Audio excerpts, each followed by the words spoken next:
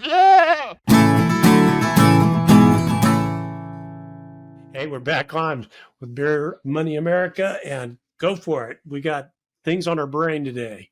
Yeah, so we were just talking about even before we actually started the recording about the idea that when people look at this particular podcast, it tends to get looked at when we talk about third party stuff, and when we just generically talk about issues, um, it doesn't get looked at as much. And what I wanted to say on that point was that I think there are people out there that are really looking for a solution.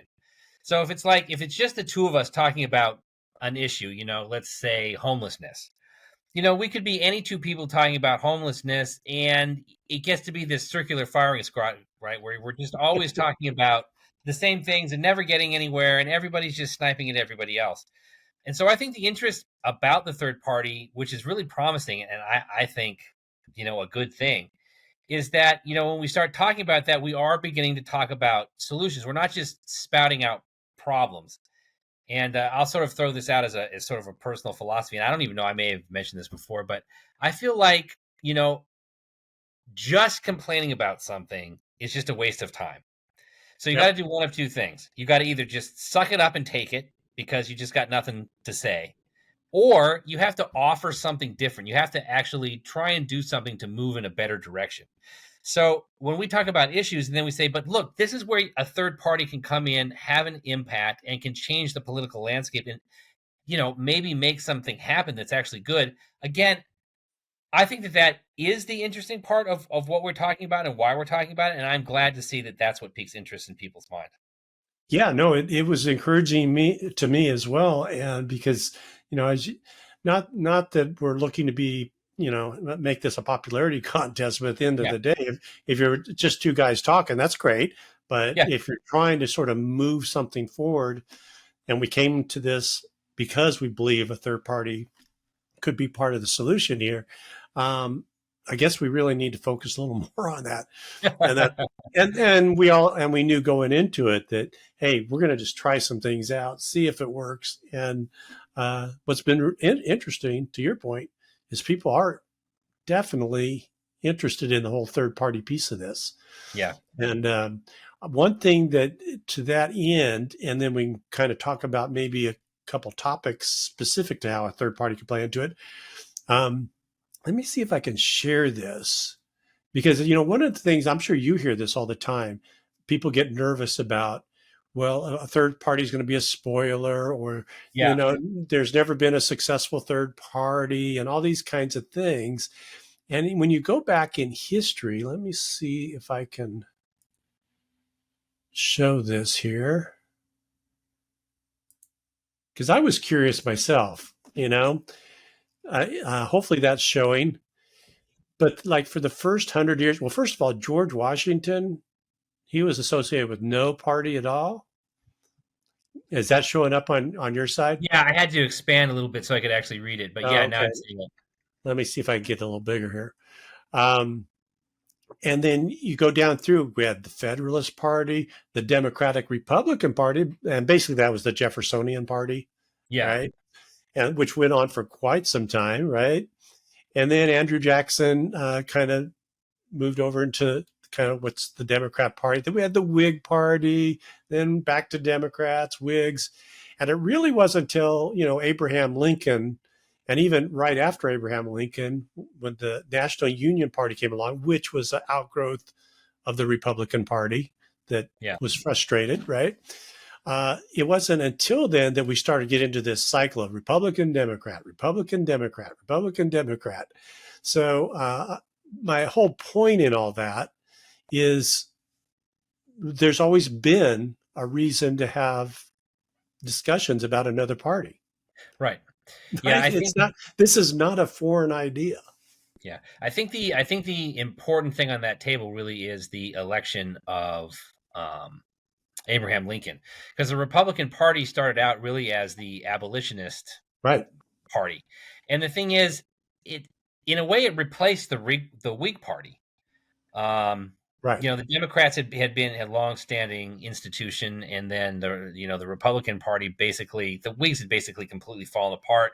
There had been Democrats in office leading up to the Civil War for a really long time, and so then the Republicans sort of reformed the political duopoly. But the thing then that brings us to a new party. My personal opinion is, and has been for a long time, that the Republican Party is going to collapse, Yes. and then something has to step up and replace it. And the ideas that I put forward are, kind of a conservative idea, but a lot of it is based around my belief that when the Republican Party is gone, and we take what I think of when I think of a Republican, an actual honest to God Republican who really likes the Republicans, a Liz Cheney, a Mitt Romney, maybe Nikki Haley, that is an abortion centric party.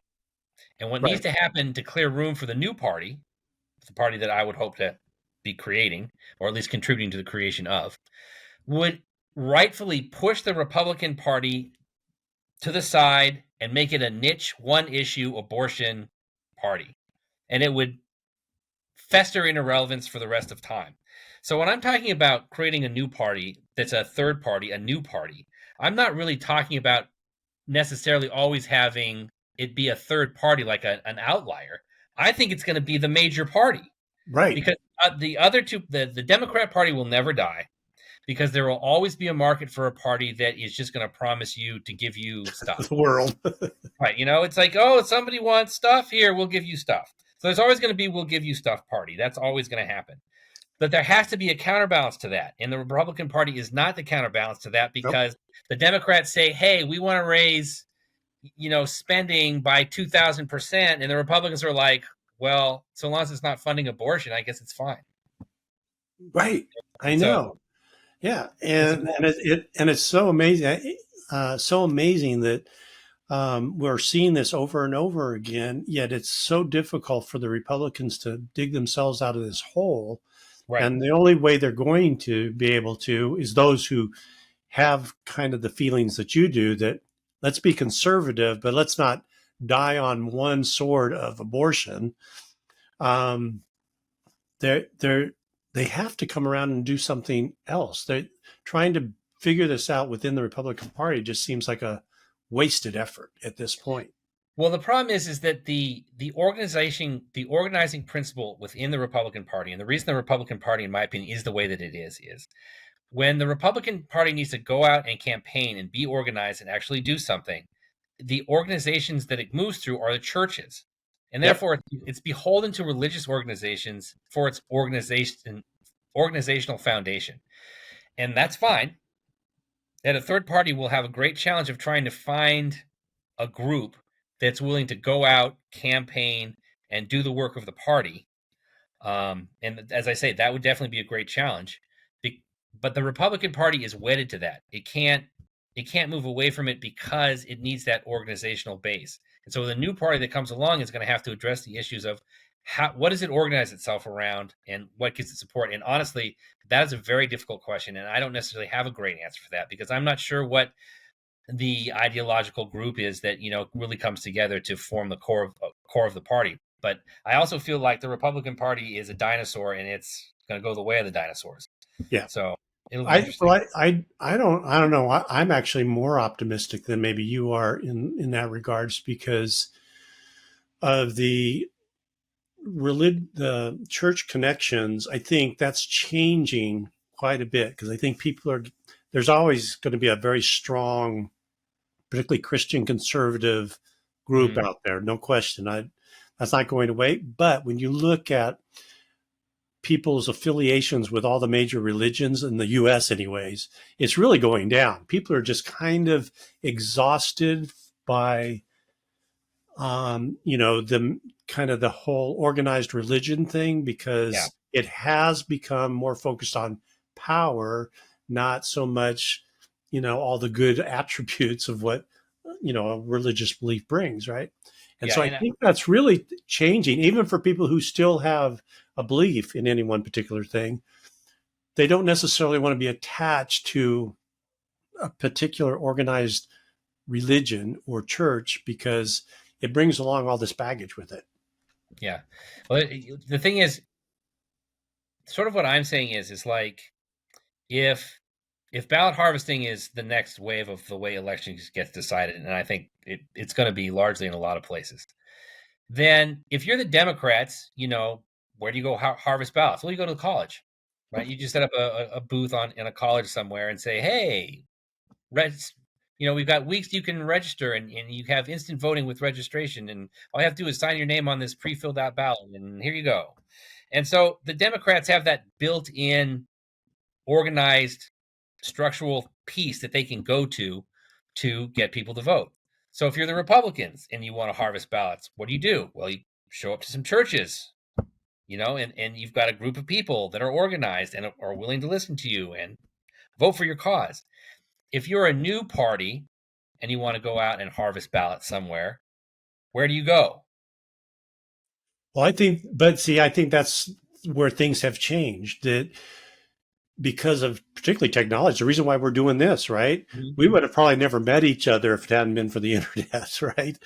And so while they may not show up in a particular building, I think particularly with the younger folks, because there's a lot of younger folks who are not Yeah. really excited about the Democratic Party. I mean, those days of thinking automatically that somebody on a college campus is going to register Democrat has changed a lot. I'm not saying that it still isn't, a preponderance of that, but it has changed a lot. And Biden hasn't helped much at all in that reflect, right? It's like, why are we going to support this guy? He doesn't really understand us. Um, but because of, I think, different ways that people can group together, Hmm. um, that didn't exist 20, 30 years ago, that I think there is a way to organize all those people that are sort of disaffected. Now, again, it's not necessarily going to be easy, but Right. I don't think it's impossible at all. And I think Right. that's No. what's exciting about what we're trying to do here. Many others are trying to do similar things to bring people from all sorts under this tent of a third party of whatever that becomes. Yeah. And so I don't know. I guess I'm a little more optimistic about it, being Well, able to bring those people in.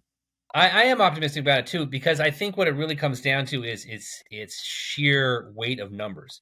I think there's so many people now that are so dissatisfied with the two-party system and see it for the sham that it's really become, that the sheer volume of people means even if you're slightly less organized than the other two traditional parties are, you just have so many people to pick from that you have a real exciting chance to do something, that really can make a difference and really change the political landscape. So that's where I'm very excited. Yeah. But again, as I say, I think the idea that you have to be with is the understanding that you're not just trying to create another small party. No, You're not at going all. to replace one of Absolutely. the major parties, and one of those major parties is going to be reduced to a smaller party. But I would still be happy to see it continue to exist because I believe that more voices is better. Oh, no question about it. But yeah, no, I agree with you. I mean, the reality is, at least where we're at, probably in our lifetimes, is it's going to be two major parties. Whatever those forms take, it's going to Mhm. be primarily two major parties. There's always going to be other little parties there. But I don't know. I just think this might be the moment in time where, even if it's just small inroads, that's why I keep coming back for most things like congressional races or local races. You only need, in some Yeah, cases, a few hundred people to just total, and it's not a makes a being a huge difference. spoiler. I mean, you can actually win some races at the local level by not being associated with any party. And I think that's starting to kind of come along, even with things like some of the congressional races, like we've talked about, where there are so many that I think I counted, this was a couple months ago. I don't know, there was like, I'm thinking 30 to 50 congressional races that were um, that were decided by less than like 1,000, 2,000 votes. I mean, Yeah, it is so split, right? That a third party candidate definitely has an opportunity in some of those places. You yeah. know, No, as I say, it's the time is now. it is. It's got to happen. And I wanted to give some encouragement out to the people who are considering, voting for a third party, and I wanted to address the idea that the whole throwing your vote away, or you're gonna if you vote, you're gonna throw the election to one person or another. So I would just say that if people vote for third parties, for new parties, for different parties, and calamity occurs, whatever that calamity may be, it is not the fault of the people voting for the third party for the non-calamitous option. The fault Exactly. resides with the people who voted for the calamity. Too many people voted for calamity. And if we want to have a situation where we can finally get away from too many people voting for calamity, we need to have non-calamitous options. So again, you have to think to yourself when you're voting for third parties is that I am creating the way to stop these calamities from happening in the future. If you don't want to see Biden Trump ad infinitum, then you need to Exactly. do something and create something different. And the people that are out there trying to create something new and different aren't the ones electing the people causing the problems. And if we can get enough headway with enough people, then we can get rid of the problem causers altogether. And that should be the goal of the third party. Yeah, and not be so focused on presidential elections. No question, Yeah. a president has lots of power, but really they don't have as much power as you really think. I mean, if they don't have, a at least one of the houses on their side, they can't get much done. I Yeah. mean, there's only so much you can do with executive action, right? Yeah. And so I mean, that is the beauty of the system, right? That you hope that there's some balance of power here that keeps those kind of crazy things in check. But and it's happened on both sides, Republicans and Democrats, when they have all three houses or three parts. They got the president and they got both houses of Congress. Half the time they can't get anything done anyways. Yeah. Well, I think the issue that that faces any democracy is if you have one party that remains in power for too long, they become an institutional power, and then they use the institutional power to go after their political opponents, and as it's like a landslide. It starts small, but at some point it becomes unstoppable. So right now we're at a point, in my opinion, where there's still options to do things, but I don't think that we're far from the point of having such an institutionalized government that has such broad power to do sort of anything that it wants, that you get to a point where you can't create a new party because there's sort of nothing to be done.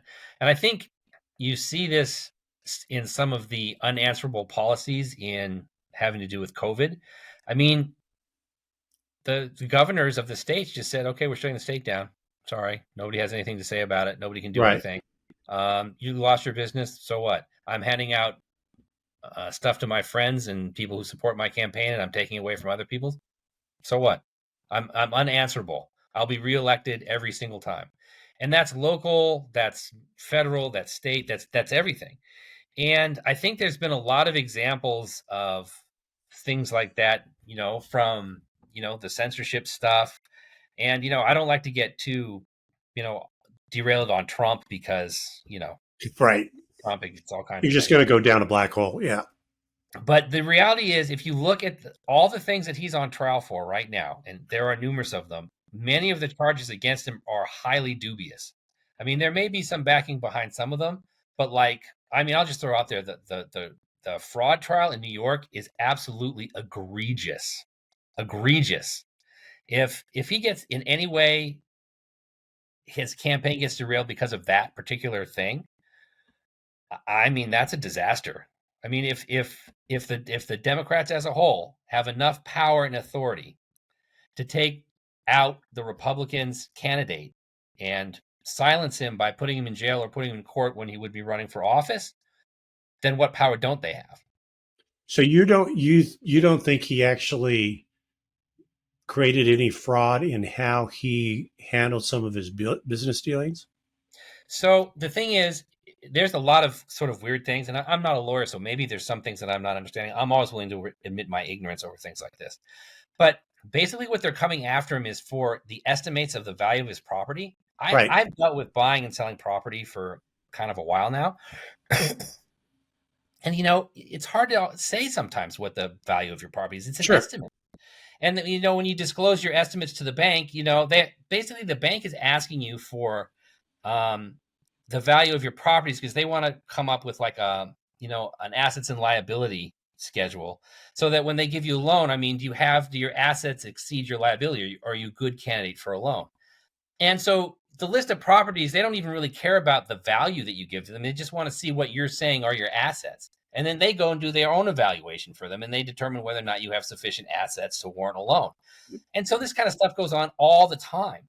But if a court can come in to my business, let's say, and say, well, we've decided that the estimates that you went to this bank in this private transaction that has nothing to do with anyone weren't precisely accurate, even though they were estimates. And so we're just going to say that you committed fraud. Because remember, one of the first things that happened in this trial was they said that Trump had committed fraud, but he'd never been accused of fraud. He'd never been on trial for fraud. He's never been convicted for fraud. The court just says, okay, you committed fraud. Well, if the court can just come in and say, I've committed fraud, or you've committed fraud, or Trump has committed fraud without a trial or anything else, it's like, well, what's that?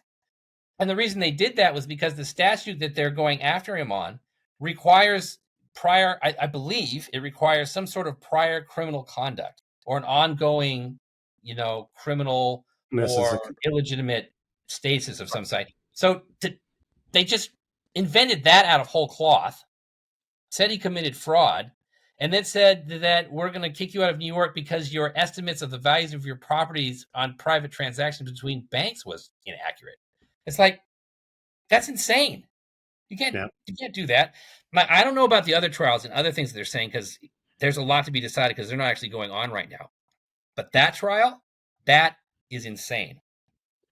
Well, I don't know if I would say it's insane, but I do take your point in terms of the only issue I have with the Trump trial going on in New York is it didn't expose anything to me in terms of what Trump is doing per se. Yeah. What it exposed to me is there is a different level of judgment that happens when you get to certain levels in the business world where people kind of, all right, we'll kind of go along with you because, you know, you Yeah. have a bunch of other buildings and, you know, you, we kind of are just going to kind of play along, wink and a nod sort of thing. For you and me, and again, I don't have nearly I know I don't have nearly the experience in the real estate world that you do, but every time I would go and apply for a mortgage or whatever, it was kind of a nerve wracking thing. It's like, I'm going to make sure that everything we put in here, it's really true and that they're not going to come back on me. And I mean, it totally, I was paranoid about it, right? To the point where I want to make sure this is as true as I possibly could make it. Because the fear was in me that if it looks like you're trying to cheat the bank somehow or whatever, you were going to get in trouble, right?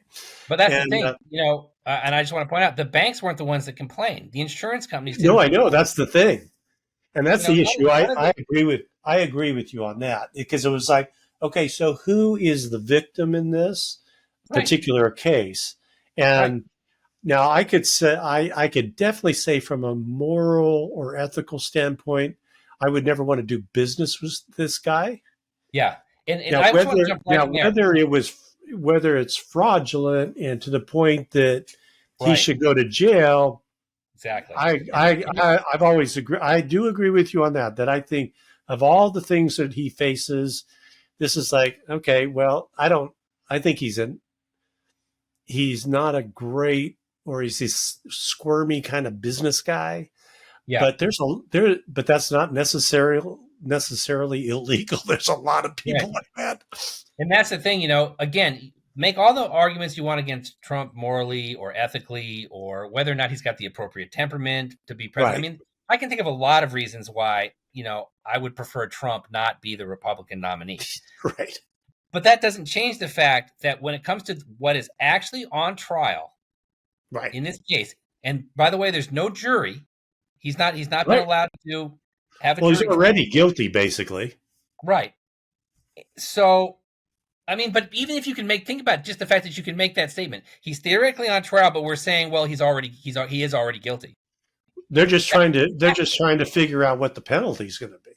Right. So he was predetermined by the state, by the government of New York, that Yeah, he was already guilty of a crime that warrants whatever they're seeking, like billions of dollars in right. fines or something. So it's like, how can we say that? How can you go into a trial and already be guilty? That's completely antithetical to anything that the United States has ever Yeah, stood for. yeah. And the only reason, I would put this to anyone listening to this, or anyone anywhere, if he wasn't a threat to run for president and take the office of president back and forth, would he be on trial for this right now? And I just have to say that the answer for that is no. Yeah, no, I can't disagree with that. And I that's the can't thing. disagree with that. If that is the case, if he is on trial because somebody selected him out of a pool because, oh, he could be president, I guess I have to prosecute him now, that is also completely antithetical to Right, anything the United States should ever right. stand for. Yeah. And so Uh, my point about the Republicans and the Democrats, and why I'm always railing on the Democrats like 10 times more than I rail on the Republicans, is my feeling is that virtually all the political power in the United States rests with the Democrats.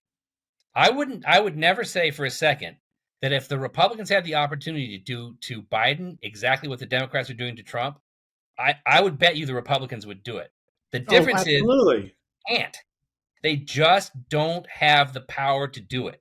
But the Democrats do. And they don't have just the power to do it in that area in New York. They're doing it in DC. They're bringing it in Florida. It's the federal government. It's Democrats in the state government. The Democrats have the power to do these things, and that's what makes the Democrats the threat. Not ideology, not practice, power. Oh yeah, no, and I don't disagree with that. Yeah, I've always thought that all the things Trump faces, the two that only trouble me the most are the Georgia one, because Mm-hmm. clearly he was just blatant about, hey, I need to find some votes here. I Yeah, mean, that one just seemed like that one's, but the problem with the Georgia case is they're trying to bring in all these elements beyond. Can't we just keep it simple on the fact that he was just making it really clear he wanted to find some votes? But well, so they've overcomplicated that case, and then the taking of the documents thing, I kind of get, but it's like, they found stuff in Biden's place. I mean, that I yeah. who knows what really goes on. I'm not saying he didn't probably do some things there, but in the big scheme of things, it's like, okay, as long as you get the documents back, whatever. So the Georgia case, but then the insurrection one is a complicated one, but I do think he really did stir some things up in that arena, right? Yeah. And here we are. We said we're not going to talk about Trump, but here we're talking about Trump. And so we probably Yeah. should end. We should probably end it. But I do think there's something there. So Georgia and the insurrection thing, I kind of get. I think they need to see those. The other two, yeah, it's part of the BS that goes on. Well, I would just say that just to go through all three of them since I've been talking about it. So, documents case. I mean, I don't think there's any question that Trump had Oh yeah, documents. The only question is it appropriate to go after Trump when you don't go after Clinton and Biden and Pence and everybody else? Then the insurrection case is entirely dependent on whether or not Trump actually caused an actual insurrection. Be, and so if you look at the recent releases of the January 6th stuff that's come out, some of the tape and whatever, people wandering around or whether, I mean, if you want to try and call it an insurrection, then I mean, can any protest be an insurrection just depending on where it is? So, I mean, who knows about that? And then the Georgia case is so complicated. It has so many moving parts that I'm just not going to say anything about it because it's way too complicated. it's gotten very complicated, no question. The only thing I go on, the main thing, if nothing else, because of the recording of his phone call, if they kept it to that, just like, that you can't do that. You're putting undue influence on a elected official to try and change the vote in that particular case. I mean, that seems clear cut to me. But they did. Now they're trying to bring it into this big conspiracy thing and all that, which very well could be true. I don't know. But that is so hard to prove. And it gets very complicated. But enough about Trump.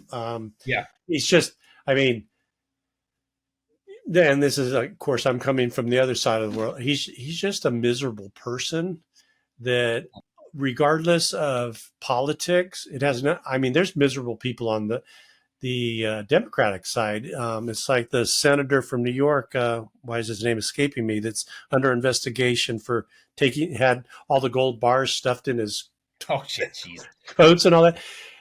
Just as much of a miserable person to me. I just, if they're miserable people, why do we want these people leading? Or George Santos, it's like, why do we want any of these people in any position, right? But Right. at the end of the day, we voted them in somehow, some Well, way.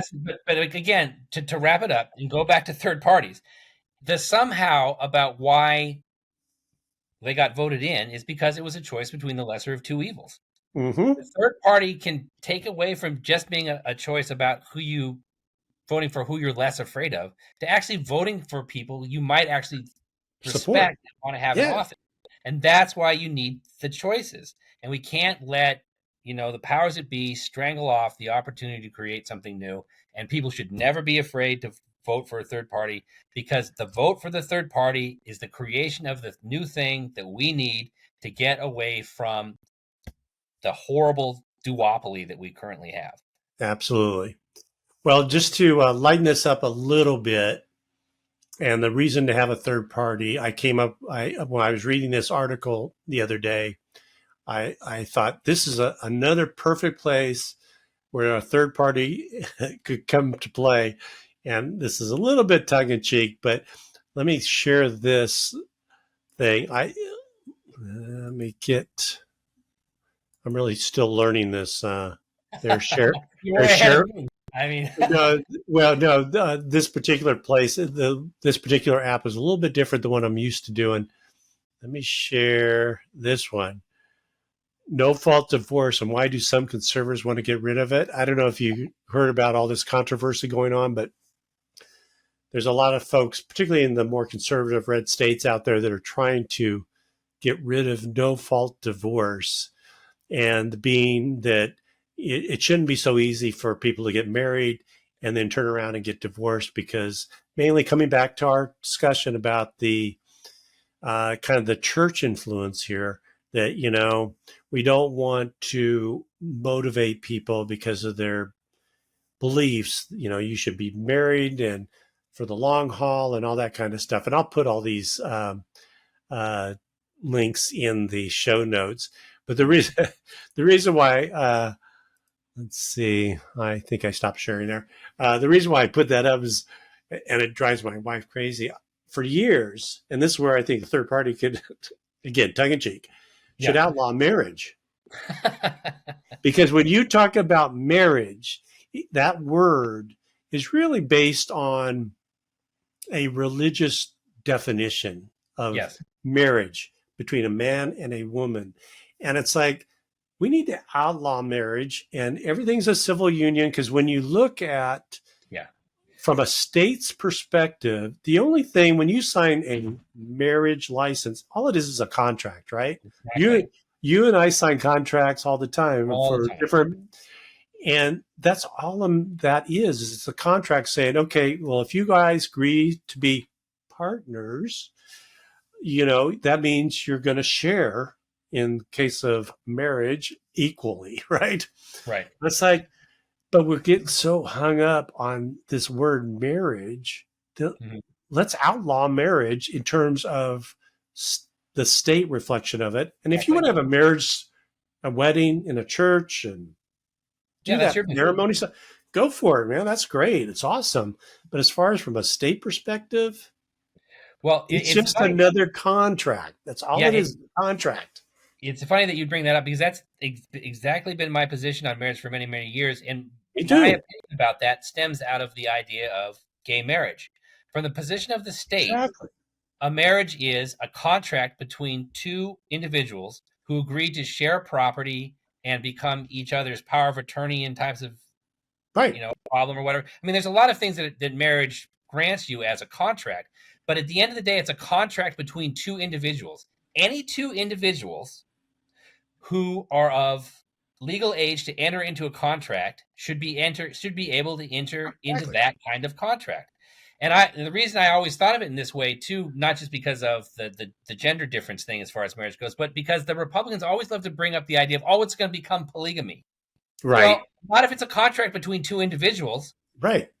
right? How do you share inheritance? How do you have power of attorney between more than two individuals? The Right. whole point is it's a contract between two and only two individuals, because Yeah. that's the only thing that makes sense for all the things that are involved in what we quote unquote call marriage. So it should be, as far as the state is concerned, a contract between two individuals, and it should be nothing other than that. And then all the religious stuff or whatever institutions wants to do as far as all that stuff, Go for it. yeah, You, freedom of you, association, freedom of speech. But exactly. That's exactly. That just seemed. It just drives me crazy that's like one of the easiest things to solve, hey, we've just and got a it's, new it's platform in our party. exactly outlaw marriage, and everything's a contract between two people, and I totally agree with that. And it's like it happens every day. That's all it really, Right. really, truly is. And you can enter And into the then contract and you can dissolve the contract. That's it. that's it. And it would make things so much simpler. So when I'm reading through that no fault thing, it was just like, really? I mean, that it's like, and I don't know if you've ever been in partnerships. I have business partnerships. Some have Yeah. gone okay, some not so good. But at the end of the day, it's like, okay, here's what we agreed to. You're not doing this, or I'm not doing that. We're going to divide it up, and this is how we're going to divide it up, and you're done. I Yeah. and Exactly. and it's not that you want to make marriage a transaction, but in under the guise of the state and Yeah. government, that's all it is. Yeah. But and that's the whole point. Individuals, have the right to associate with other individuals or be part of any community they want to be or any part of any religion they want to be. And Yeah, that's where the whole conservative notion of governance comes from. The government should not be concerned about people's religion or who they associate with or who they fall in love with or anything else. But they should be concerned with things like power of attorney, hmm, inheritance, yep, next of kin. These are laws that exist for a reason, and without them, you have anarchy. All kinds of problems would evolve out of not having these type of things. So yes, the government has a right and should be involved in the contract side of what a marriage technically is. And then all the rest of it is up to people. You want to have the greatest wedding day in the church and get absolutely, up and do all this stuff. Completely your decision to do however you want. And if you yep, want to regard your marriage as a religious union, viewed by God and endorsed by yep, Christ, or however you want to look at what your blessed marriage actually is, I'm perfectly fine with that. That's great. yeah, But absolutely, state, the government, the state should only be concerned about the contract obligations involved in that union, and that's it. yeah. Yeah, well, that's what just drove me crazy. It was another place where I don't get where Republicans are going with this, because it's primarily, the far right Christian conservatives that are trying to push this. Let's get rid of no fault You want divorce, you want to know where and the it's just Republicans are like, going with this? why I'll why tell are you. you dying on this hill? Yeah, I'll tell you exactly where the Republicans are going. They're going straight into oblivion. That's where they're going. And and that's why, again, we need a new party that can step up and actually look at having a conservative idea of government that is a true conservative idea of government that truly believes in individual rights and truly understands and appreciates how important that actually is. Because the Republicans don't.